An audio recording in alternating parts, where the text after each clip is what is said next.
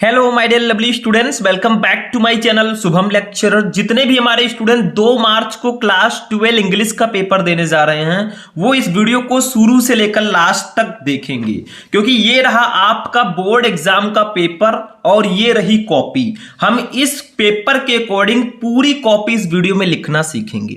यानी कि आपको 2 मार्च को इंग्लिश की कॉपी कैसे लिखना है, पूरे इंग्लिश की कॉपी, वो आज के इस वीडियो में मैं आपको सिखाऊंगा। ठीक है, ऐसे ही आपका पेपर आएगा, ऐसे आपको कॉपी दे जाएगी और आपको कॉपी लिखना कैसे है ताकि आपको एग्जामिनर खुश होकर 100 में 100 पूरा नंबर दे। देखिए पूरी कॉपी यहां पे लिखी गई है और ऐसे अगर लिखकर आओगे, पूरी कॉपी मैं आज के इस क्लास में बताऊंगा, तो 2 मार्च को पेपर देने जाने से पहले इस वीडियो को देख कर जाना, नहीं तो बाद में पड़ेगा पछताना। ठीक है, क्योंकि 2 मार्च इंग्लिश की कॉपी अगर ऐसे लिख कर आओगे तो एग्जामिनर भी कहेगा आपको 100 में 99 या 100 में 100 देगा।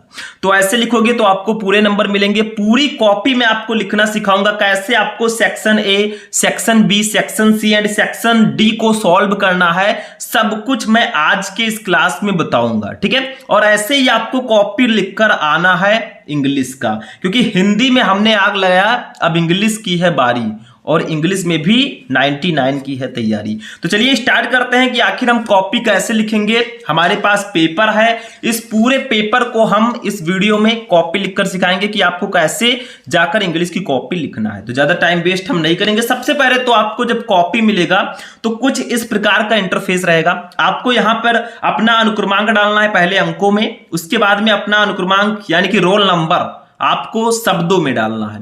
अब इंग्लिश का पेपर है तो आपको इंग्लिश में लिखना है, ऐसा नहीं है कि आप हिंदी में लिख दें, मतलब चलेगा वो भी, लेकिन आपको इंग्लिश में ही लिखना है। और आपके जहां आप एग्जाम देंगे वहां पे एक कक्ष निरीक्षक होगा, उससे आप पूछ सकते हैं कि कैसे इसको फिल करना है। ठीक है, विषय आपका इंग्लिश रहेगा। यहां पे आपको प्रश्न पत्र ओनली, देखिए केवल एक ही इंग्लिश का पेपर होता है तो ओनली लिख देंगे। यहां पे प्रश्न पत्र पर अंकित संकेतांक, मतलब जो पेपर कोड होता है, यहां पे देखिए इधर साइड में पेपर कोड है, इसको यहां पे आपको डाल देना है।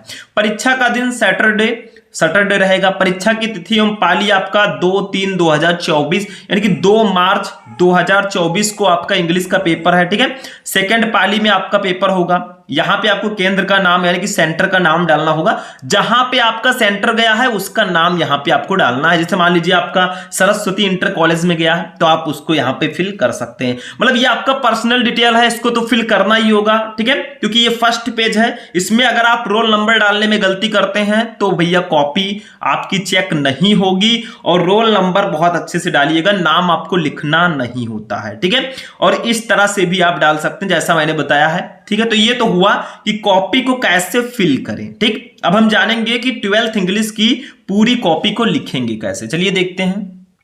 अब देखिए स्टूडेंट, यहां पे आपका पेपर इंग्लिश का रहेगा, समय आपके पास 3 घंटे 15 मिनट, ये तो आपको पता ही है। ठीक है, उसके बाद में मैक्सिमम मार्क आपका 100 नंबर का रहेगा। कुछ निर्देश दिए जाएंगे, मतलब स्टार्टिंग के 15 मिनट आपको क्वेश्चन पेपर पढ़ना है। आपका ये क्वेश्चन पेपर 4 सेक्शन में डिवाइड होगा, ABCD, और सभी क्वेश्चन करना आपके लिए अनिवार्य है। ठीक है, और जो क्वेश्चन जितने नंबर का है वो दिया गया है, मतलब इंग्लिश में लिखा है, मैं हिंदी में बता रहा हूं। अब सबसे पहले आपका सेक्शन ए होगा। सेक्शन ए जो है ये रीडिंग सेक्शन है, ये टोटल 15 नंबर का एक अनसीन पैसेज आता है। इसमें होता क्या है ध्यान से समझना, फिर मैं कॉपी में लिखकर आपको समझाऊंगा। पूरी कॉपी हम लिखना सीखेंगे, किसी को नहीं छोड़ेंगे। ठीक है, जब तक बोर्ड एग्जाम में 99 नहीं फोड़ेंगे। देखिए यहां पे फर्स्ट है, read the following passage carefully and answer the question that follow. आपको एक अनसीन पैसेज यहां पे दिया गया है। Be become conscious of our weakness the moment we are placed in some responsible position, be they try to prove equal to the task. If we are ever tempted to go astray, it is this thought which prevents us from doing so. ठीक है, मतलब ऐसे यहां से लेकर यहां तक एक आपको अनसीन पैसेज दिया जाएगा। बाय द वे हम कॉपी लिखना सीख रहे हैं, तो यहां पे मैं आपका इसका मीनिंग तो नहीं बताऊंगा, क्योंकि मैंने आपको इंग्लिश के कई क्लासेस प्रोवाइड कराया है, उसमें मैंने आपको हिंदी मीनिंग के साथ समझाया, तो उसको देख लीजिए जाकर। तो देखिए यहां पे आपका अनसीन पैसेज है। ठीक है, इसके नीचे 5 क्वेश्चन रहेंगे, ABCDE करके। ठीक है, जैसे ए आपका है, what does the writer want to convey through the passage. ठीक, तो इन सबका आंसर आपको इसी में मिल जाएगा। बी है, सी है, डी है, ई है, ये 3-3 नंबर का सब रहेगा। ठीक है, 15 नंबर टोटल आपको दिए जाएंगे।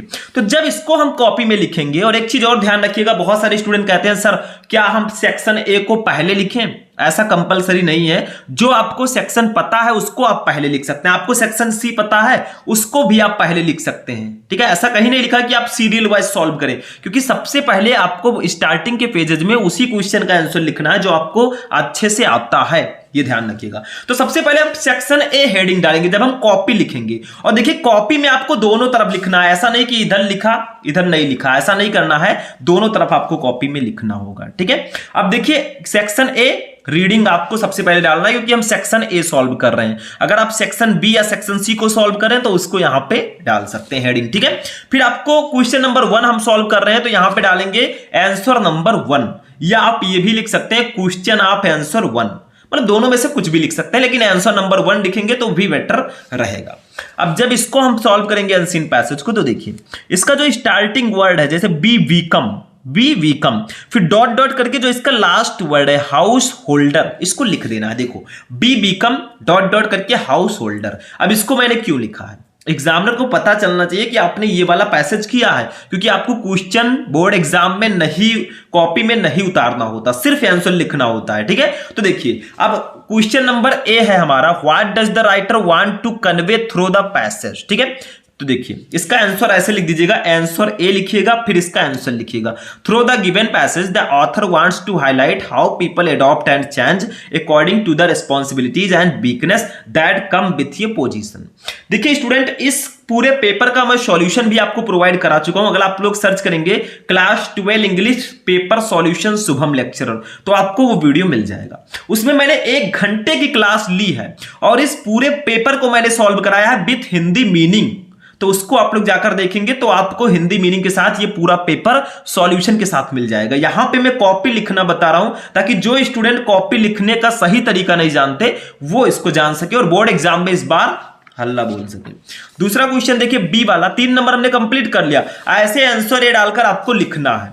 अब बी देखो, what is the meaning of the expression to prove equal to the task, मतलब to prove equal to the task, इसका मीनिंग क्या होता है, ठीक है। देखो answer B, the phrase to prove equal to the task means to do everything from developing necessary ability, talent, qualities और capability to handle और अकॉम्प्लिश ये गिवन रोल और सिचुएशन, ये इसका मीनिंग होता है। तो आपको ऐसे आंसर ए आंसर बी करके आपको इसका आंसर लिखना है, ठीक है। ये ध्यान रखिएगा, मतलब कॉपी लिखने का आपने कितना भी पढ़ाई किया हो, बहुत अच्छे से पढ़ा हो, आपने 100% आपकी तैयारी हो गई हो, फिर भी अगर लिखने का तरीका नहीं मालूम होगा भैया तो नंबर कटेगा, ठीक है। तो इसलिए मैं कहता हूं पहले सीख लो, लिखना आपको आना चाहिए।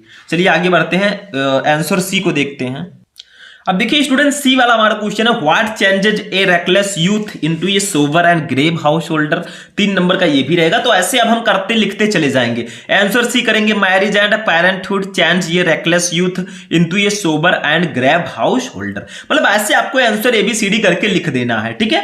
ये सही तरीका है। आंसर डी देखो, question D, what change do you find in the editor when once he gets ये सीट इन द कैबिनेट। तो इसका आंसर देखो, आंसर डी करके लिखेंगे, when an editor gets seat in the cabinet helps become thoughtful wise and foresighted, ठीक है। अब answer ई जो आपका है ये आपका वोकेबुलेरी है, एक नंबर का रहेगा। देखो which word in the passage the opposite of responsible, इस पैसेज में रिस्पॉन्सिबल का अपोजिट वर्ड कहां है। तो देखो फर्स्ट, आंसर ई का फर्स्ट लिखेंगे रेकलेस, ये रिस्पॉन्सिबल का अपोजिट वर्ड है। सेकेंड देखो, what does the word to go astray means in the passage, मतलब टू गो एस्ट्रे जो है इसका मतलब इस पैसेज में क्या है। देखो to go away from the correct path और correct way to doing something, ये इसका मीनिंग होगा।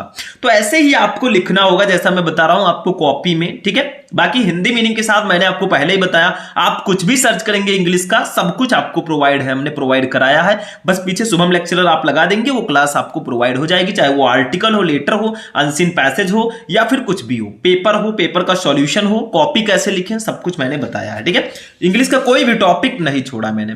थर्ड देखो, which word in the passage means aware of, इस पैसेज में किसका मतलब अवेयर ऑफ है, सावधान, ठीक है। तो कॉन्शियस, इसका मतलब अवेयर ऑफ का मतलब कॉन्शियस होता है, इस पैसेज में है। तो ये आपको इस तरह से अनसीन पैसेज को बोर्ड एग्जाम की कॉपी में लिखना है और 15 में 15 आपको एग्जामिनर देगा, ठीक है। मतलब ABCD करके आपको अच्छे से खूब आंसर लिखना है। सबसे पहले सेक्शन ए हेडिंग डालना है, फिर जिस क्वेश्चन का आप आंसर लिख रहे हैं आंसर नंबर 1, फिर answer A, answer B, answer C, answer D, ऐसे ऐसे करके आपको लिख देना है। ठीक है, चलिए आगे बढ़ते हैं। सेक्शन बी को हम देखते हैं। सेक्शन ए में सिर्फ अनसीन पैसेज था, उसमें 5 क्वेश्चन थे, पांचों का आंसर देना था, हमने दे दिया। अब सेक्शन बी राइटिंग पे चलेंगे, देखते हैं क्या है। अब देखिए स्टूडेंट, नेक्स्ट सेक्शन है हमारा सेक्शन बी, ये राइटिंग सेक्शन है। राइटिंग मतलब इसमें भी आपको लिखना ही होगा, लेकिन इसमें आर्टिकल और लेटर जो दो चीजें आती हैं, दो टॉपिक्स आते हैं। ठीक है, 10 नंबर का आर्टिकल, 10 नंबर का लेटर, यानी कि 20 नंबर के टॉपिक्स रहेंगे। देखो दूसरा question, right an article on any one of the following topics in about 100 to 150 words. मतलब इन तीनों टॉपिक्स में से किसी एक टॉपिक पर आपको आर्टिकल लिखना है लगभग 100 से 150 वर्ड में। ठीक है, जिस पर आपको पता है। देखो ए है अर्ली राइजिंग, मतलब सुबह जल्दी उठना, आप सभी को पता है सुबह जल्दी उठना चाहिए, क्योंकि जल्दी उठने से हेल्थ हमारा अच्छा रहता है। ठीक है, बी है हेल्थ इज वेल्थ, यानी कि स्वास्थ्य ही धन है, इस पर भी आर्टिकल आ सकता है। ठीक है, बहुत इंपॉर्टेंट है। सी है योर प्लान फॉर फ्यूचर, यानी कि भविष्य के लिए आपकी योजना क्या है, क्या प्लान है, क्या बनना चाहते हैं, क्या करना चाहते हैं लाइफ में, वो आपको लिखना है। अब लेटर आर्टिकल लिखते समय मैंने बताया था आपको एक छोटे छोटे पैसेजेस में या तो आर्टिकल लिखना है, ऐसे 2-3 पैसेज में आर्टिकल लिखिए, या तो फिर आप हेडिंग डाल के लिखिए। ऐसा नहीं कि एक ही पैसेज में पूरा आर्टिकल लिख दिया, ये रॉन्ग मेथड है। मतलब आपको या तो हेडिंग डाल के लिखना है, या तो छोटे छोटे पैसेजेस में डिवाइड करके लिखना है। जैसे मान लीजिए हम लिखना चाहते हैं अर्ली राइजिंग पे, हम आर्टिकल लिखना चाहते हैं, तो सबसे पहले हमें सेक्शन बी डालना होगा, क्योंकि सेक्शन बी, आप किस सेक्शन को सॉल्व कर रहे हैं पहले उसको डालना है। ठीक है, सेक्शन बी को हमने स्टार्ट किया। फिर आंसर नंबर 2, हम आंसर नंबर 2 को देख रहे हैं, मतलब आर्टिकल राइटिंग को देख रहे हैं, तो आंसर नंबर 2 हमने डाल दिया। अब देखिए यहां पे ए, ऐसे ए लिखेंगे और अर्ली राइजिंग लिखेंगे, ए लिखकर अर्ली राइजिंग हेडिंग डालेंगे। हमने जो यहां पे आपको बताया है, ये मैंने पैसेज वाइज बताया है, मतलब छोटे छोटे पैसेजेस में डिवाइड करके आप इसको लिख सकते हैं, ये मैंने यहां पे समझाया है। ठीक है, तो देखो यहां पे अर्ली राइजिंग मतलब जल्दी उठना, जल्दी उठना सेहत के लिए बहुत ज्यादा लाभदायक है। ठीक है, सेहत बनी रहेगी, आपकी हेल्थ अच्छा रहेगा।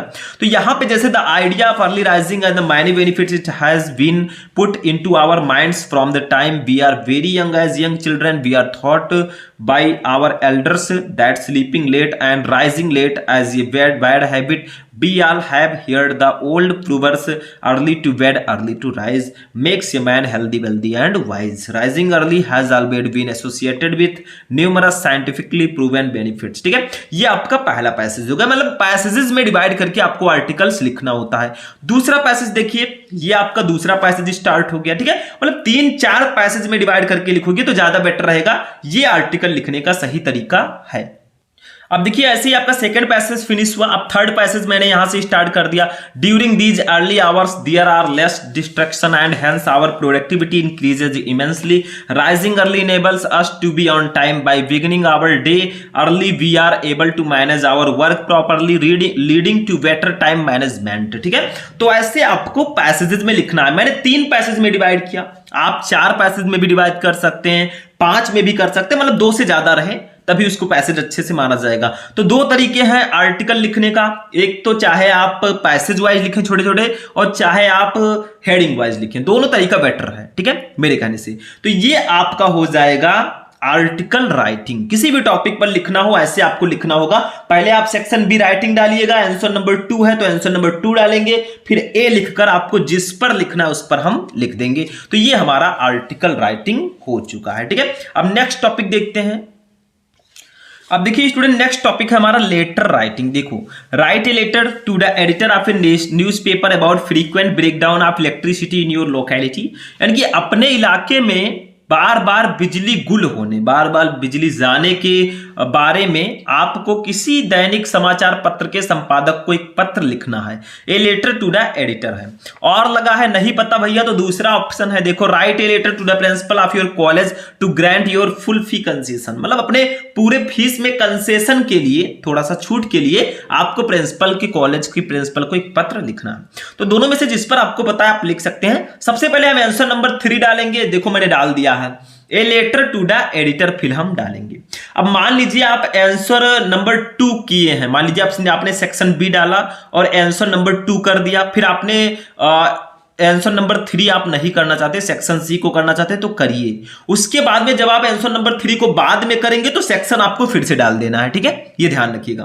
तो जैसे हम एडिटर लेटर लिख रहे हैं, मतलब write a letter to the editor of your national newspaper about frequent breakdown of electricity in your locality, यानी कि अपने इलाके में बार बार बिजली गुल होने के संबंध में हम पत्र लिख रहे हैं और हम एडिटर लेटर लिख रहे हैं, तो ऐसे आंसर नंबर 3 डालेंगे, फिर a letter to the editor लिखेंगे, क्योंकि हम एडिटर लेटर लिख रहे हैं तो उसके नीचे अंडरलाइन कर सकते हैं आप, ठीक है।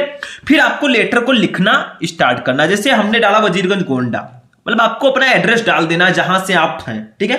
एड्रेस कोई भी आप डाल सकते हैं, नो प्रॉब्लम, एड्रेस में कोई नहीं कुछ नहीं रखा है, बस मेथड अच्छा होना चाहिए कि तरीका किस तरह से आपने लेटर को लिखा है वो मेथड अच्छा होना चाहिए, ठीक है। तो यहां पे मैंने अपना एड्रेस डाला, फिर टू द एडिटर, आप किसको पत्र लिख रहे हैं, जैसे लेटर आप किसी को लिख रहे होंगे उनको संबोधित करते हुए टू द एडिटर लिखना है। किस एडिटर को, आप किस समाचार पत्र के संपादक को पत्र लिख रहे हैं, तो हम द अमर उजाला गोंडा, ठीक है, हम द अमर उजाला जो दैनिक समाचार पत्र है उसके संपादक को हम पत्र लिख रहे हैं कि हमारे गांव में बिजली की कटौती बहुत ज्यादा है, उससे रिलेटेड मैं पत्र लिख रहा हूं, ठीक है। तो सबसे पहले अपना एड्रेस, फिर टू लगाकर जिसको आप पत्र लिख रहे हैं उसको लिखना है। उसके बाद में सब्जेक्ट, आप किस सब्जेक्ट पे पत्र लिख रहे हैं, भाई कोई ना कोई पर्पस होगा, जैसे आप बिजली कटौती पे लिख रहे हैं, जल आपूर्ति पे लिख रहे हैं, या आपके यहाँ प्रदूषित और अनियमित जल आपूर्ति होती है उसके बारे में लिख रहे हैं, मतलब सब्जेक्ट क्या है आपका। तो हमारा सब्जेक्ट है फ्रीक्वेंट ब्रेकडाउन ऑफ इलेक्ट्रिसिटी, बिजली का बार बार गुल होना, ये हमारा विषय है, क्योंकि आप किस विषय पर पत्र लिख रहे हैं उसको लिखना जरूरी है, तो सब्जेक्ट लिखकर हम लिख देंगे। फिर सर लिखेंगे और अपनी प्रॉब्लम को खूब अच्छे से बताएंगे। देखो, I am writing to express my concern about the frequent breakdown of electricity in our locality, यानी कि मैं अपने इलाके में बार बार बिजली गुल होने के संबंध में अपनी चिंता व्यक्त करते हुए लिख रहा हूं। For the past few weeks we have severely impacted our daily life, पिछले कुछ हफ्तों से बिजली की कटौती ने हमारे दैनिक जीवन को बहुत ज्यादा प्रभावित किया है, ठीक है। The power cuts have disturbed our work, जो बिजली की कटौती है वो हमारे काम में बाधा डालती है। स्टडी एंड डेली एक्टिविटी, हमारी पढ़ाई में और दैनिक गतिविधियों में भी वो प्रभावित करती है। Causing great deal to inconvenience and frustration, और ये जो है बहुत बड़ी चिंता और हताशा का विषय बन गया है, ठीक है। थोड़ा सा अभी और लिखना है, मतलब आपने अपनी चिंता तो व्यक्त कर दी कि हमारी प्रॉब्लम क्या है, अब रिक्वेस्ट कौन करेगा, साहब रिक्वेस्ट तो करना पड़ेगा। तो देखो यहां पे लिखेंगे, I urge the authorities to take immediate action to address this issue and ensure that we have a consistent and reliable supply of electricity, यानी कि आई अर्ज, मैं आग्रह करता हूं द अथॉरिटीज, अधिकारियों से, टू टेक, लेने के लिए, इमीडिएट एक्शन, जल्द कार्रवाई, टू एड्रेस दिस इश्यू, इस मुद्दे को ध्यान में रखकर, एंड और इंश्योर, वे सुनिश्चित करें, दैट की वी हैव ए कंसिस्टेंस, हमारे पास एक निरंतर एंड रिलायबल और विश्वसनीय सप्लाई, आपूर्ति ऑफ इलेक्ट्रिसिटी, बिजली की हो।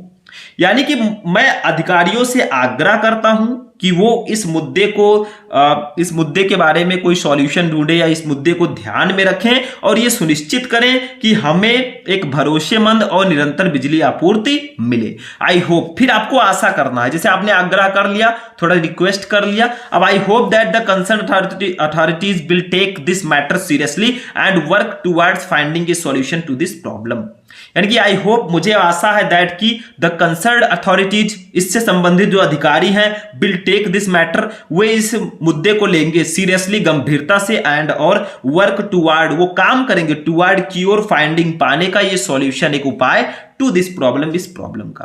तो मुझे आशा है कि इससे संबंधित अधिकारी इस मामले को गंभीरता से लेंगे और इसका सॉल्यूशन पाने की ओर विचार करेंगे, उस दिशा में काम करेंगे। फिर योर सिंसियरली XYZ, मतलब योर सिंसियरली, आपका आज्ञाकारी XYZ, नाम नहीं लिखना है भैया, नाम लिखोगे तो नाम नहीं होगा, ठीक है, मतलब नंबर कट जाएगा। तो ये इतना आपको लेटर में लिखना होता है। सबसे पहले आप जब लेटर लिखेंगे, वो भी एडिटर लेटर मेनली, तो अपना एड्रेस, फिर जिसको आप लेटर लिख रहे हैं, to the editor the Amar Ujala Gonda, फिर सब्जेक्ट आपने लिखा, फिर सर लिखकर अपनी चिंता, जो भी प्रॉब्लम हो सब व्यक्त कर दो, ठीक है। फिर आपको क्या करना है, थोड़ा आग्रह करना है, ठीक है, कि हमारी जो प्रॉब्लम है उसका सॉल्यूशन ढूंढें, और फिर आपको थोड़ी आशा करनी है और योर सिंसियरली लिखकर काम खत्म कर देना है, लेटर हो गया।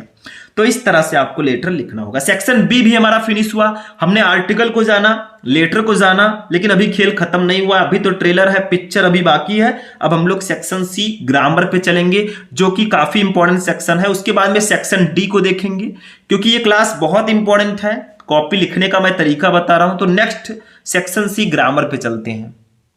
अब देखिए स्टूडेंट, हमारा जो सेक्शन सी है इसको देखते हैं। सेक्शन सी जो हमारा है ये ग्रामर एंड ट्रांसलेशन है, मतलब आपको ग्रामर से रिलेटेड क्वेश्चंस किए जाएंगे। 25 नंबर का ये पूरा सेक्शन होता है। सबसे पहले 10 नंबर का ऑब्जेक्टिव क्वेश्चन होता है, इसको हम समझ लेते हैं। देखो क्वेश्चन नंबर ए है, ये फॉरेनर हु सेटल्स इन ये कंट्री इज कॉल्ड, यानी कि ये फॉरेनर एक विदेशी, फॉरेनर को हम क्या बोलते हैं, विदेशी बोलते हैं, ठीक है। हु सेटल्स जो बसता है, सेटल का मतलब बसना या जहां पे रहना, इन ये कंट्री एक देश में इज कॉल्ड कहलाता है, मतलब किसी देश में बसने वाले विदेशी को हम क्या कहते हैं। आपके पास ऑप्शंस हैं, ये आपका वन वर्ड सब्स्टिट्यूशन है। फर्स्ट है इमिग्रेंट, सेकंड है एमिग्रेंट, थर्ड है एलियन, फोर्थ है विजिटर। तो उसको हम इमिग्रेंट बोलते हैं, आप्रवासी। तो जब इसको आंसर हम लिखेंगे तो सबसे पहले सेक्शन सी ग्रामर हेडिंग डालेंगे, फिर आंसर नंबर, देखिए 4 नंबर आंसर, हम 4 नंबर क्वेश्चन का आंसर लिख रहे हैं तो आंसर नंबर 4 लिखेंगे। फिर देखिए आंसर ए डालेंगे, हेडिंग 4 का ए। आंसर ए का कौन सा सही है, फर्स्ट सही है, इमिग्रेंट। तो ऐसे लिख देंगे आंसर ए का फर्स्ट सही है, इमिग्रेंट। ऐसे ही आपको इसका आंसर लिखना होगा, ठीक है। समझ में आया। तो पहले सेक्शन सी हमने डाला ग्रामर, फिर 4 आंसर नंबर 4 डाला और इसका आंसर ए का फर्स्ट सही है भैया, तो आंसर ए का फर्स्ट इमिग्रेंट। ऐसे आंसर नंबर बी देखो क्या है, क्वेश्चन नंबर टू डाई इन हार्नेस मीन्स, मतलब दोहन में डाई इन हार्नेस का मतलब क्या होता है, ठीक है। तो फर्स्ट है परमिटेटेड मर्डर, सेकंड है dying young in an accident, third है to die while in service, fourth है to be taken by surprise. तो बी का थर्ड वाला ऑप्शन सही होगा, to die while in service. इसका मतलब क्या होगा, to die while in service, यानी कि सेवा के दौरान मर जाना, ठीक है। तो आंसर नंबर बी का थर्ड सही होगा, to die while in service. बस हो गया। आंसर नंबर सी देखो, the synonyms of diligent is, diligent का सिनोनिम्स क्या होगा, डिलीगेंट का मतलब होता है परिश्रमी, जिसको हम मेहनती बोलते हैं, जो आप लोग इस समय कर रहे होंगे मेहनत, ठीक है।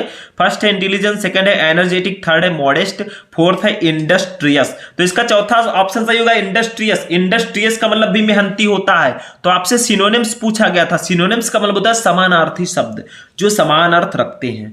तो सिनोनिम डिलीगेंट का सिनोनिम्स होगा industrious. Option number 4 is correct, तो आंसर सी का 4 सही है, इंडस्ट्रियस। बस ऐसे लिख देना है। Answer D, cattles are grazing in the field, मवेशी खेत में चर रहे हैं। Which word in the sentence is an error, इस सेंटेंस में कहां गलती है, जल्दी बताओ। मवेशी खेत में चल रहे हैं, यहां पे कहां गलती है, इसमें कैटल्स में गलती है, ये सिंटैक्स है, ठीक है। क्योंकि कैटल्स नहीं लिखते हम लोग, द कैटल लिखते हैं, आगे आपको द लगा देना है, ठीक है। कैटल द कैटल कर देना है। तो इसमें आंसर डी का फर्स्ट सही है, कैटल्स। आंसर ई देखो, the antonym of inevitable is, inevitable का एंटोनिम्स क्या होगा, ये काफी ज्यादा इंपॉर्टेंट है। इनविटेबल का एंटोनिम्स क्या होगा, इनविटेबल का मतलब होता है टालने योग्य, ठीक है। तो इसका अवॉइडेबल हो जाएगा। अवॉइडेबल का मतलब सॉरी, इनविटेबल का मतलब होता है करने योग्य, ठीक है। तो अवॉइडेबल का मतलब हो जाएगा टालने योग्य। तो इसका फर्स्ट वाला ऑप्शन सही होगा, अवॉइडेबल, क्योंकि यहां पे एंटोनिम्स पूछा गया था। एंटोनिम्स का मतलब होता है विलोम शब्द या विपरीतार्थक शब्द जो विपरीत अर्थ रखते हो, ठीक है। तो यहां पे इनएविटेबल का जो एंटोनिम्स होगा वो अवॉइडेबल होगा। बस हो गया, ठीक है। ये आपका आंसर नंबर ई हो जाएगा। समझ में आया। तो ये 5 क्वेश्चन ABCD E करके आपको दिए जाएंगे, किसमें, ग्रामर में। ऑब्जेक्टिव टाइप के एक क्वेश्चन के लिए 2 नंबर, टोटल आपको 10 नंबर इसके लिए मिलेगा। लेकिन ग्रामर अभी खत्म नहीं हुआ, अभी हमें direct, indirect, synthesis, transformation, syntax, इसको क्वेश्चंस में भी पढ़ना है ऑब्जेक्टिव के अलावा भी, ठीक है। तो चलिए उसको भी देखते हैं। 5वां क्वेश्चन, अब देखिए स्टूडेंट 5 नंबर हमारा क्वेश्चन है। यहां पे देखो डायरेक्ट एंड इनडायरेक्ट नरेशन, 5 का A, change any one of the following to indirect speech. आपको दोनों में से किसी एक को इनडायरेक्ट स्पीच में चेंज करना। जैसे देखो, ही सेड टू मी, उसने मुझसे कहा, can you spare some money for me, यानी कि क्या तुम मुझे मेरे लिए कुछ पैसे छोड़ सकते हो, can you spare some money for me, ठीक है। इसको आपको इनडायरेक्ट स्पीच में बदलना है। तो सबसे पहले तो हम आंसर नंबर 5 डालेंगे भैया। सबसे पहला काम हमारा है आंसर नंबर डालना। कॉपी लिख रहे हैं, रफ कॉपी नहीं कि यहाँ पे घर पे बैठ के, ठीक है। अब देखिए क्या करना है। क्वेश्चन नंबर 1 है, he said to me can you spare some money for me. इसमें 2 क्वेश्चन है, एक फर्स्ट एक सेकंड, दोनों में से जो आपको पता है। फिर दूसरा है, the teacher said to the boys do not make a noise in the class, यानी कि शिक्षक ने लड़कों से कहा क्लास में शोर मत मचाओ, ठीक है, don't make a noise in the class. तो देखो इसमें कौन सा करना चाहते हैं हम, मान लीजिए फर्स्ट वाला करना चाहते हैं। ही सेड टू मी, उसने मुझसे कहा, can you spare some money for me, क्या तुम मेरे लिए कुछ पैसे छोड़ सकते हो। इसको आपको इनडायरेक्ट में बदलना है। तो सबसे पहले देखिए, इन्वर्टेड कॉमा के अंदर जो आपका रिपोर्टेड स्पीच है ये इंट्रोगेटिव सेंटेंस है, तो इंट्रोगेटिव के अकॉर्डिंग हम इसको चेंज करेंगे। तो आंसर नंबर ए लिखेंगे पहले, क्योंकि ये ए का फर्स्ट क्वेश्चन है, तो आंसर नंबर ए का फर्स्ट हम कर रहे हैं। इसको लिखेंगे he asked me if I could spare some money for him. ये आपका इनडायरेक्ट में कन्वर्ट हो चुका है, मतलब हमने सेड टू के स्थान पर आस्क्ड लिखा, क्योंकि भाई इनडायरेक्ट है, आपका इंट्रोगेटिव है, तो सेड टू के स्थान पर हम आस्क्ड का यूज करते हैं। तो ही आस्क्ड मी, इफ लगाएंगे, यू बदलेगा किससे, मी से, तो if I could spare some money for me बदलेगा ही से, तो हिम हो जाएगा, बस हो गया, यही करना था, हो गया। एक हमें करना था, एक मैंने बता दिया, ठीक है। दूसरा देखो, ये बी वाला जो है ये सिंथेसिस है। Combine any one of the following as directed, मतलब आपको ब्रैकेट के अनुसार इसको कंबाइन करना है, जो इसमें दिया गया उसी के निर्देशानुसार। जैसे देखो, फर्स्ट है हर हस्बैंड डाइड, यानी कि उसके पति की मृत्यु हो गई। सी हियर्ड द न्यूज, उसने खबर सुनी। सी फैंटेड, वो बेहोश हो गई, ठीक है। इतनी बुरी खबर सुन के तो सब बेहोश हो जाएंगे भाई, ठीक है। दूसरा देखो, इसको आपको बदलना है सिंपल सेंटेंस में, मतलब यहाँ पे 3 सेंटेंस है। देखो, हर हस्बैंड डाइड, उसके पति की मृत्यु हो गई, पहला sentence. She heard the news, उसने न्यूज को सुना, समाचार को सुना, दूसरा सेंटेंस। और सी फैंटेड, वो बेहोश हो गई। 3 सेंटेंस है, तीनों को जोड़कर एक सेंटेंस बनाना है, वो भी जो ब्रैकेट में दिया गया है। हमें तीनों को जोड़कर सिंपल सेंटेंस बनाना है, तो बनाएंगे। दूसरा देखो, दोनों समझ लेते हैं, जो हमें करना होगा हम करेंगे। दूसरा, some people die for some noble cause, they are honoured, cause लिख देंगे, they are honoured by everyone, ठीक है। यानी कि some people die for some noble cause, यानी कि कुछ लोग किसी नेक काम के लिए मरते हैं। They are honoured by everyone, उनका हर कोई सम्मान करता है। 2 सेंटेंस हैं यहाँ पे, दोनों को जोड़कर कॉम्प्लेक्स बनाना है। तो भैया हम लोग इसमें फर्स्ट वाला कर देते हैं, her husband died, she heard the news, she fainted. इसको इस प्रकार से लिख देंगे, आंसर बी का फर्स्ट डालेंगे, क्योंकि देखिए हम बी वाला क्वेश्चन सॉल्व अप कर रहे हैं, सिंथेसिस, तो आंसर बी का फर्स्ट। इसको लिखेंगे having heard the news of her husband death, she fainted, यानी कि अपने पति की मृत्यु का समाचार सुनने के बाद वो बेहोश हो गई। वही सेम, दोनों का मीनिंग सेम है। वहां पे क्या था, वहां पे आपका था क्वेश्चन में, ठीक है, क्वेश्चन में था हर हस्बैंड डाइड, उसके पति की मृत्यु हो गई। सी हियर्ड द न्यूज, उसने समाचार को सुना। सी फैंटेड, वो बेहोश हो गई। यहां पे मैंने लिखा having heard the news of her husband death, she fainted, यानी कि अपने पति की मृत्यु की खबर सुनने के बाद वो बेहोश हो गई, बस हो गया, सिंपल सा है, ठीक है। अब आंसर नंबर सी को देखते हैं। ये हमारा ट्रांसफॉर्मेशन है। ट्रांसफॉर्मेशन का मतलब होता है सेंटेंसेज को ट्रांसफॉर्म करना। जैसे देखो, change any one of the following as directed, आपको ब्रैकेट के अनुसार यहां पे भी चेंज करना है, ठीक है। फर्स्ट वाला देखिए, did you see him yesterday, did you see him yesterday, इसका मतलब क्या होगा, क्या आपने उसे कल देखा था, ठीक। इसको पैसिव वॉइस में कन्वर्ट करना है, ठीक। दूसरा देखो, Tulsidas was one of the greatest poets, यानी कि तुलसीदास महान कवियों में से एक है। इसको पॉजिटिव डिग्री में कन्वर्ट करना है, क्योंकि ये सुपरलेटिव डिग्री में है। तो दोनों में से किसी एक को आपको ट्रांसफॉर्म करना है, हमें जो अच्छा लगेगा हम वो करेंगे। हम दूसरा वाला करना चाहते हैं, Tulsidas was one of the greatest poets, यानी कि तुलसीदास महान कवियों में से एक है। इसको पॉजिटिव डिग्री में कन्वर्ट करना है, ठीक है। तो देखिए, लिखेंगे यहां पे very few poets are as great as Tulsidas, बस हो गया। ये आपका पॉजिटिव डिग्री में हो गया, बस सिंपल सा था, ठीक है। क्यों, क्योंकि यहां पे एज लगा दिया मैंने, एज ग्रेट एज तुलसीदास, ठीक है, बस हो गया। यानी कि वेरी फ्यू पोएट्स, बहुत कम कवि, are as great as Tulsidas, यानी कि तुलसीदास जितने महान हैं, बस हो गया। आंसर नंबर डी देखो, ये सिंटैक्स है। सिंटैक्स का मतलब होता है करेक्शन ऑफ सेंटेंसेज, मतलब सेंटेंसेज में गलतियां रहेंगी उसको सही करके लिखो। देखो, correct any one of the following sentences, दोनों में से किसी एक सेंटेंस को सही कीजिए, 2 नंबर आपको इसके लिए मिलेगा। अब सिंटैक्स आपके ऑब्जेक्टिव में भी आएगा और यहां पे भी आता है, 4 नंबर समझ लीजिए, ठीक है। देखो, फर्स्ट है milk is preferable than tea, यानी कि milk is preferable than tea, जो मिल्क है, दूध जो है वो चाय से अच्छा। दूसरा, he had received a letter yesterday, उसने कल एक पत्र उसको मिला, ठीक है। तो इसमें गलती क्या है, देखो मैं इसमें फर्स्ट वाला कर रहा हूं। देखो, प्रीफरेबल के साथ देन का यूज हम नहीं करते, यहां पे टू का यूज करेंगे। Milk is preferable than tea नहीं रहेगा, milk is preferable to tea रहेगा। ठीक है, बस हो गया। देखो milk is preferable to tea, ये देखो आंसर डी का फर्स्ट। ठीक है, अब आंसर ई पे आते हैं। ये होमोफोन्स है। बहुत सारे स्टूडेंट इसमें कंफ्यूज रहते हैं, सर इसको कैसे सॉल्व करें, मुझे तो नहीं आता है। ठीक है, देखो use any one of the following pairs of word in your own sentences to make the difference in their meaning clear. 2 नंबर का रहेगा, मतलब आपको 2 सेंटेंस दिए जाएंगे। जैसे देखो स्टेशनरी स्टेशनरी, दोनों पढ़ने में दिखने में सेम लग रहे हैं भाई भाई, ठीक है, जुड़वा। तो इसको आपको अपने शब्दों में सेंटेंस में यूज करना ताकि इनका मीनिंग डिफरेंट हो सके, मीनिंग क्लियर हो सके। दूसरा है साइट साइट, अब दोनों पढ़ने में सेम लग रहे हैं, ठीक है, वर्ड में थोड़ा सा डिफरेंस है, तो इसको कैसे आप लोग इसका मीनिंग डिफरेंट करेंगे, ठीक है, ताकि इसका मीनिंग डिफरेंट हो जाए। तो इसमें से हम लोग आंसर ई का सेकंड वाला करते हैं। देखो ये है साइट, इस साइट का मतलब होता है दृश्य। तो it was a magnificent sight to see the mountains, यानी कि पहाड़ों को देखना। ठीक है, पहाड़ों को देखना एक बहुत ही शानदार दृश्य था। ठीक है, दूसरा साइट, यू, इस साइट का मतलब होता है स्थल, कोई भी स्थल हो। You need to visit the construction site to see the modification, यानी कि आपको मॉडिफिकेशन को देखने के लिए कंस्ट्रक्शन की जगह पर विजिट करना होगा। ठीक है, तो ये आपका हो गया ग्रामर सेक्शन कंप्लीट। एक और इसमें टॉपिक आता है हिंदी टू इंग्लिश ट्रांसलेशन, 5 नंबर का। ठीक है, इसमें देखिए क्या होता है।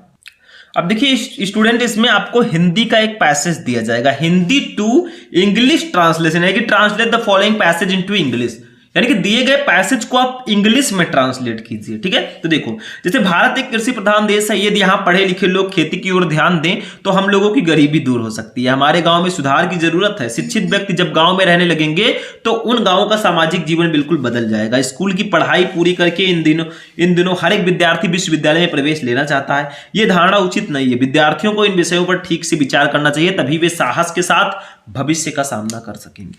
इसको इंग्लिश में कन्वर्ट करना है। इसको कौन कर पाएगा? जिसका टेंस अच्छा होगा। अगर आपका टेंस अच्छा है तो इसको आप कन्वर्ट कर सकते हैं। इसको लिखना कैसे, देखो आंसर नंबर 6 पहले हम डालेंगे, लो भैया हमने डाला, फिर ट्रांसलेशन हम हेडिंग डाल देंगे, या फिर हिंदी टू इंग्लिश ट्रांसलेशन भी डाल सकते हैं। फिर आपको क्या करना है, देखो इसको आपको इंग्लिश में ट्रांसलेट कर देना। आप एक काम और कीजिएगा, यहां पे इसके ऊपर जो है लिख दीजिएगा भारत एक डॉट डॉट करके सामना कर सकेंगे। ऐसे लिख दोगे तो एग्जामिनर समझ जाएगा कि आपने यहां पे कौन सा किया है। वैसे एक ही होता है, लेकिन ऐसे लिख दीजिएगा। फिर आपको इंग्लिश में ट्रांसलेट कर देना है। India is an agricultural country. If educated people here pay more attention to agriculture, then our poverty can be removed. Our village needs improvement. When educated people will start living in the villages, then the social life of those villages will change completely.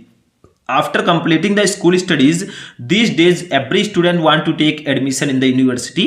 This assumption is not correct. Students should think about these subjects properly. Only then they will be able to face the future with courage. ठीक है, तो ये आपका ऐसे करना है। तो मैंने पढ़ दिया, आप कहेंगे सर जी पढ़ते चले गए, इसको करेंगे कैसे? तो इस पे मैंने पार्टिकुलर वीडियोस आपको प्रोवाइड करा रखा है, पूरा इंग्लिश एक वीडियो में। लेकिन इसमें वही स्टूडेंट बहुत अच्छे से कर पाएगा जिसको टेंस पता होगा। जिसको टेंस नहीं पता वो भी ट्राई करेगा, क्योंकि ट्राई करने में क्या जाता है। ठीक है, बस हो गया। सेक्शन सी भी कंप्लीट, 60 नंबर का पेपर हमने समझ लिया। अब सेक्शन डी पे आएंगे। ये अकेले 40 नंबर का होता है, लिटरेचर जिसको बोलते हैं। इसमें आपका प्रोज, पोएट्री, सप्लीमेंट्री सारे इसी में होते हैं। सबसे पहले आपको प्रोज के क्वेश्चन दिए जाएंगे, जिसमें 2 शॉर्ट 1 लॉन्ग रहेगा। 15 नंबर का प्रोज रहेगा। ठीक है, कितने नंबर का? 15 नंबर का प्रोज। 10 नंबर का पोएट्री। पोएट्री में क्या क्या रहेगा? स्टैंजा रहेगा 6 नंबर का, और 4 नंबर का सेंट्रल लाइन है। फिर 15 नंबर का प्रोज, सॉरी सप्लीमेंट्री। सप्लीमेंट्री में भी वही सेम प्रोसेस, 2 शॉर्ट 1 लॉन्ग। ठीक है, चलिए इसको देखते हैं। सबसे पहले क्वेश्चन नंबर 7 को। अब देखिए स्टूडेंट, हमारा जो नेक्स्ट सेक्शन है वो है सेक्शन डी। इसमें 7 नंबर क्वेश्चन जो ये प्रोज का शॉर्ट आंसर टाइप क्वेश्चन होगा। देखो answer the following question in about 40 words each, यानी कि आपको लगभग 40 शब्दों में इसका आंसर देना है। 2 क्वेश्चन रहेंगे, 8 नंबर आपको दिया जाएगा। जैसे ए वाला देखो, what does Mukesh want to become in life? Mukesh अपने जीवन में क्या बनना चाहता था? नहीं पता है, कोई बात नहीं। दूसरा देखो और लगा है, वो नहीं पता, दूसरा करो। What did the author think when he was drawing in the deep water? यानी कि जब जो लेखक है वो गहरे पानी में डूब रहा था तो उसने क्या सोचा? अब दोनों में से जो आपको पता है आप कीजिए। पहले सेक्शन डी लिटरेचर ऐसे हेडिंग डालेंगे, फिर आंसर नंबर 7 डालेंगे। देखिए थोड़ा अच्छे से डालिएगा क्योंकि मैं भूल गया था तो उसको मैंने यहां पे डाल दिया। इसके नीचे बढ़िया हेडिंग की तरह डालिएगा जैसा मैंने डाला है, ठीक है। फिर आंसर नंबर ए, मान लीजिए हम ए वाला पहले कर रहे हैं तो भैया आंसर ए डालेंगे, आंसर ए। अब इसका हम आंसर लिखेंगे मुकेश वाला, what does Mukesh want to become in life. तो देखो Mukesh belongs to the bangle makers of Firozabad where each family is engaged in bangle making. यानी कि मुकेश बिलोंग्स, मुकेश संबंध रखता है टू द बैंगल मेकर्स, चूड़ी बनाने वाले लोगों से, इन आप फिरोजाबाद के वेयर जहां ईच फैमिली हर परिवार इज इंगेज्ड लगा हुआ है इन बैंगल मेकिंग चूड़ी बनाने में। तो मुकेश जो है ये फिरोजाबाद के चूड़ी बनाने वाले परिवार से संबंध रखता है जहां का हर एक परिवार चूड़ी बनाने के काम में लगा हुआ है। चूड़ियां तो पता ही होगा आपको। Mukesh dream in is to become a motor mechanic, और मुकेश का सपना है कि वो एक मोटर मैकेनिक बने। And to learn to drive a car, और वो कार चलाना सीखना चाहता है। उसका लाइफ का दूसरा एम है, वो नहीं चाहता कि अपने फैमिली अपने आस पड़ोस की तरह मैं भी चूड़ी बनाने का काम करूं, उसमें खतरे भी बहुत होते हैं। Thus he wants to be his own master, और इस प्रकार वो खुद का मालिक बनना चाहता है। भैया 4 नंबर कंप्लीट लो फ्री के। बी वाला देखो एक ही करना था आपको, ए में चाहिए करते हमने एक कर दिया। बी देखो, from where did the peddler get the idea of word being a rat trap, यानी कि फेरी वाले को यह आइडिया कहां से आया कि ये संसार एक चूहेदानी है और हम सब चूहे हैं। और लगा है नहीं पता तो ये कीजिए, what did Gandhi do after knowing the miserable condition of the farmer at Champaran, यानी कि चंपारण के किसानों का हाल देखने के बाद गांधी जी ने क्या सोचा। ठीक है, बस दोनों में से एक कीजिए। तो हम बी, आंसर बी लिखेंगे। इसमें हम ये फर्स्ट वाला करेंगे, from where did the peddler get the idea of the word being a rat trap. तो देखिए the peddler was a vagabond who went around selling rat traps made by him. One day as he was stuck by the idea that the word was a big rat trap. बस लिख दीजिए ऐसे आप answer, ठीक है, हो गया। अब इसका लॉन्ग क्वेश्चन देखते हैं जो हमारा सेक्शन ए है, सॉरी सेक्शन डी है। अब देखिए स्टूडेंट क्वेश्चन नंबर 8 जो हमारा है ये लॉन्ग क्वेश्चन है, देखो ध्यान से समझना। और कॉपी लिखना कैसे, आपको कॉपी पलटने में ही टाइम लगता है ज्यादा, ठीक है। तो देखिए answer any one of the following question in about 80 word, 7 number का रहेगा, मतलब ये लॉन्ग क्वेश्चन रहेगा और इसमें आपको 80 वर्ड्स में आंसर देना होगा, 40 वर्ड वाला नहीं है, और नंबर भी साथ मिलेंगे। देखो 2 क्वेश्चन रहेंगे, दोनों में से किसी एक को करना होगा। जैसे देखो what was the contribution of the ordinary people to the freedom movement, और दूसरा the story rat trap is a mixture of entertainment and philosophy explain. तो देखो हम आंसर बी करना चाहते हैं, आंसर नंबर 8 पहले हेडिंग डालेंगे फिर आंसर बी लिखेंगे, हम ये वाला करना चाहते हैं, ठीक है। मतलब जो रैट ट्रैप जो स्टोरी है ये एंटरटेनमेंट और फिलोसफी से मिक्स है, मिश्रण है, व्याख्या करो। तो देखो यहाँ पे आंसर बी हमने हेडिंग डाल दिया। अब लिखेंगे, थोड़ा लॉन्ग लिखना होगा, 7 नंबर लेना है ना, तो पेज तो भरना पड़ेगा इसके लिए। तो जैसे it is true that the story the rat trap is both entertaining and philosophical, the theme of the story entertains from the very beginning to the end, the premise of the story starting from the introduction of the rat trap seller him meeting the crofter and cheating him being mistaken by iron master to the end, every aspect captures the attention of the reader, but the comparison between A rat trap and this word convey a deep philosophical message. This word provides us with the thing that allows us just as bait is used to trap human beings. The story so beautifully highlights the human dilemma that one wonders in a way whether one should accept the allurement or reject them. इतना बड़ा सा लिखना है क्योंकि 70 शब्दों में लिखना है तो थोड़ा लॉन्ग आपको करना होगा।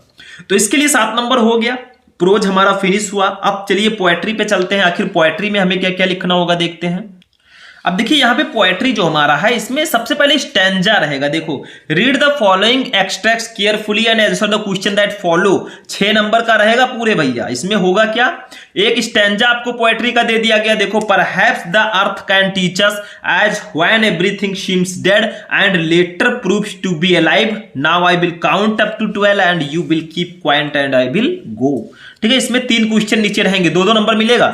ये देखो तीनों क्वेश्चन। ए है what lesson does the earth teach अस, ये पृथ्वी हमें क्या सिखाती है, कौन सा पार्ट। ठीक है, तो पहले आंसर नंबर 9 डालो भैया क्योंकि ये क्वेश्चन नंबर 9 है। फिर आपको क्या करना है, जैसे उसमें करते थे परहैप्स डॉट डॉट करके आई विल गो। देखो परहैप्स डॉट डॉट करके आई विल गो। अब आंसर ए आपको लिखना है, what lesson does the earth teach us. तो आंसर ए करके लिख दो, the earth teach us that there is life under apparent stillness, it means that we can still be alive even if we appear to be still or calm. ठीक है, answer B पे आते हैं, What remains alive when everything seems to dead, यानी कि जब सब कुछ मृत प्रतीत होता है तो क्या बचता है। देखो, Only the earth is alive when everything else appears to be dead, यानी कि जब सब कुछ खत्म सा दिखता है, मतलब सब कुछ मृत दिखता है, तो सिर्फ पृथ्वी बचती है। ठीक है, लोग रहे ना रहे पृथ्वी तो रहेगी ही, जनसंख्या कितनी बढ़ती जाए पृथ्वी नहीं बढ़ेगी, जितना है उतना ही रहेगा क्षेत्रफल। ठीक है, सी देखो, what does the poet ask us to do, poet हमें क्या करने के लिए पूछता है, तो the poet ask us to do count to 12 and be silent and still so that we can self introspect। ठीक है, बस हो गया।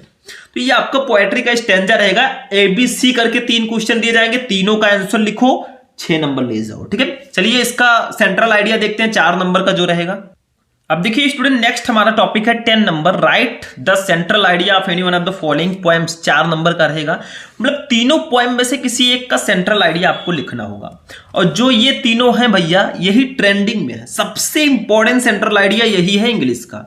ए थिंक ऑफ ब्यूटी 99% आएगा, माय मदर एट 66 100%, और कीपिंग क्वाइट, यही 3 चैप्टर सबसे ज्यादा इंपॉर्टेंट हैं। तो इन 3 सेंट्रल आइडिया को आज ही पढ़ लेना बैठ के। ठीक है, तो तीनों में से किसी एक पर। तो आंसर नंबर 10 हेडिंग डालेंगे हम, सी वाला करेंगे, कीपिंग क्वाइट, शांत रहो, शांति से काम करो, तूफान के पहले की शांति होनी चाहिए। ठीक है, central idea, in keeping quiet the poet demands the necessity of quite introspection, यानी कि इन कीपिंग क्वाइट में द पोएट कभी डिमांड्स, मांग करता है, द नेसेसिटी, आवश्यकता की, ऑफ क्वाइट इंट्रोस्पेक्शन, यानी कि शांत आत्मनिरीक्षण।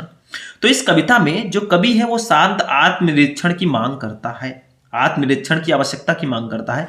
मैन सेक्शन, मनुष्य के कार्य, हिज रस, उसकी हड़बड़ी, एंड हरी, उसकी जल्दबाजी, हैव ऑलरेडी, उसने पहले से ही, कॉज्ड, पैदा कर दिया, मच चाउज, बहुत ज्यादा अराजकता, एंड ट्रबल, और परेशानी इन द वर्ल्ड, संसार में। तो आदमी की जल्दबाजी, उसकी हड़बड़ी और उसकी ये सब जो है, इसने संसार में पहले से ही परेशानी और अराजकता को पैदा कर दिया है। मतलब जल्दबाजी से कोई भी काम नहीं करना चाहिए, बिना सोचे समझे कुछ नहीं, जल्दबाजी में कोई भी कदम नहीं उठाना चाहिए, जल्दबाजी का काम शैतान का होता है।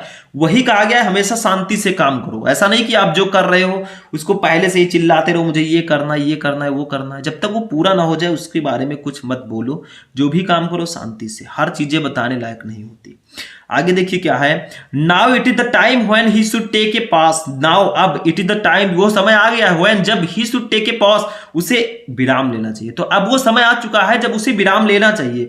He should do self introspection, उसे आत्म मंथन करना चाहिए। स्टिलनेस, स्थिरता, does not mean total inactivity, इसका मतलब पूर्ण निष्क्रियता नहीं है, मतलब स्थिरता का मतलब पूर्ण निष्क्रियता नहीं है। अगर कोई व्यक्ति शांत है तो उसको मूर्ख मत समझो, वो कितना बड़ा अंदर क्या सोच रहा है, कितनी बड़ी रणनीति बना रहा है वो जानता है। ठीक है, तो शांति को आप निष्क्रियता मत समझें। कोई व्यक्ति शांत है, बहुत शांत स्वभाव का है, तो आप ऐसा मत समझें कि ये मूर्ख होगा या कुछ जानता नहीं होगा, ऐसा नहीं होता है। ठीक है, क्या पता तूफान के पहले की शांति हो। आगे देखिए, स्टिलनेस एंड साइलेंस, स्थिरता और जो शांति है, विल हेल्प, वो सहायता करते हैं मैन, आदमियों का, इन क्रिएटिंग, उत्पन्न करने में, आपकी फीलिंग, एक भावना, आप म्यूचुअल अंडरस्टैंडिंग, म्यूचुअल अंडरस्टैंडिंग का मतलब होता है आपसी समझ, एमोंग ह्यूमन बीइंग, यानी कि मानव जाति के बीच। तो स्थिरता और जो शांति होती है वो मानव जाति के बीच जो है आपसी समझ की भावना पैदा करने में व्यक्ति की मदद करते हैं। ठीक है, आपसी समझ की भावना। तो इसीलिए कहा गया जो स्थिर है, जो शांत है, उसको मूर्ख कभी नहीं समझना चाहिए। ठीक है, आगे चलते हैं। नेक्स्ट ये हमारा हो गया। अब हम सप्लीमेंट्री को देखेंगे, मतलब प्रोज पोएट्री हमारा हो गया 15 नंबर, 10 25 नंबर। अब 15 नंबर का हम सप्लीमेंट्री पढ़ेंगे, सेम प्रोसेस जैसा प्रोज में था, 2 शॉर्ट 1 लॉन्ग। चलिए देखते हैं। अब देखिए स्टूडेंट, जो हमारा सप्लीमेंट्री है 11 नंबर ए, देखिए यहाँ पे क्वेश्चन जो है, यहाँ पे कुछ और होना चाहिए था, यहाँ पे होना चाहिए था आंसर एनी आंसर जैसे उसमें था। ठीक है, 40 वर्ड्स में आपको आंसर देना था, मतलब answer the following question in about 40 word each, ऐसे रहना चाहिए था। 8 नंबर देखो, इसमें ए वाला क्वेश्चन है, how did Charlie enter the 3rd level, Charlie 3rd level में कैसे प्रवेश किया उसने, और लगा है what prediction was made at the tigers birth, यानी कि टाइगर जो किंग है उनके जन्म के समय कौन सी भविष्यवाणी की गई थी।